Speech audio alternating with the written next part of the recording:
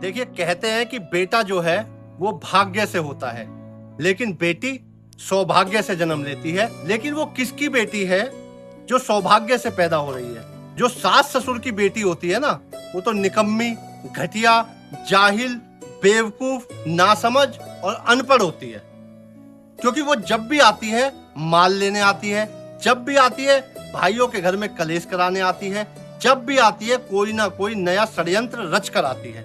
लेकिन हमारी खुद की बेटी जब भी आती है अपने पीहर में खुशियां लेकर आती है, अपने भाइयों का मान सम्मान बढ़ाती है। आपके सास ससुर आपकी नंद को हो सकता है दिल्ली के चिड़ियाघर से उठाकर लाए हो, क्योंकि वो तो सौभाग्य से पैदा ही नहीं हुई। आज का नया जुगल जोड़ा जब अपनी बेटी को जन्म देता है तो तरह तरह की स्टोरी लगाता है कि घर में आई एक नन्ही परी। क्या वो पुआ, वो नंद उस घर की नन्ही परी नहीं थी कभी? उसने इसी घर की धरोहर को कभी संभाला नहीं था? वो इस घर का कभी मान सम्मान नहीं थी?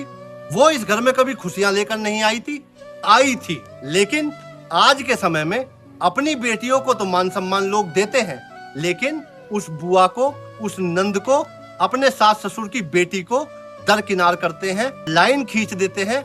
एक तरफ बेटी और एक तरफ बहन। रक्षा बंधन जैसे पावन पर्व पर अगर हम अपनी बेटियों को बुला रहे हैं और अपनी बुआओं को, अपनी बहनों को दरकिनार कर रहे हैं, तो आप ये समझ लो उस रक्षाबंधन का, उस राखी का कोई महत्व नहीं रह जाता। क्योंकि जैसे आपकी बेटी खुशहाली लेकर आपके पीहर में आती है, ऐसे ही वो बुआ, वो बहन भी चाहती है कि मैं भी अपने पीहर में जाऊं, अपने भाइयों के हाथ पे राखी बांधूं, अपने भतीजों के हाथ पे राखी बांधूं। लेकिन नहीं, अकेले कोने में बैठकर आज वो रो रही है, परेशान है, पीड़ित है।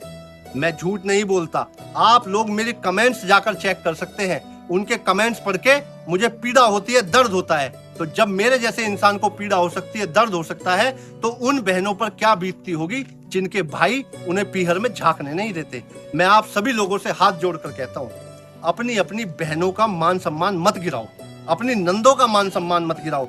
अपनी बेटी में और अपने सास ससुर की बेटी में भेदभाव मत करो। अगर भेदभाव करोगे ना, तो ईश्वर आपके साथ ऐसा भेदभाव करेगा, वो चीजें आपकी बेटी के ऊपर आकर गिरेंगी। जब एक बहन की आत्मा दुखी होती है ना, वो अपने भाई भाभी से कुछ कह तो नहीं पाती, लेकिन अंदर अंदर रोती है। और अगर अंदर अंदर वो रो रही है तो परमात्मा को भी बुरा लगता है। इसलिए बहन के साथ साथ उस परमात्मा को भी नाराज करने का काम मत करो। आप सभी से हमेशा कहता हूँ, अपनी अपनी बहन बेटियों के यहाँ आया जाया करो, उनका मान सम्मान किया करो, उनके तीज त्योहार दिया करो। और जो अपनी बेटियों को तीज त्योहार देते हैं, अपनी बुआओं को नहीं देते, उन लोगों को भगवान सद्बुद्धि दे। आप सभी को मेरा जय हिंद, वंदे मातरम, राधे राधे।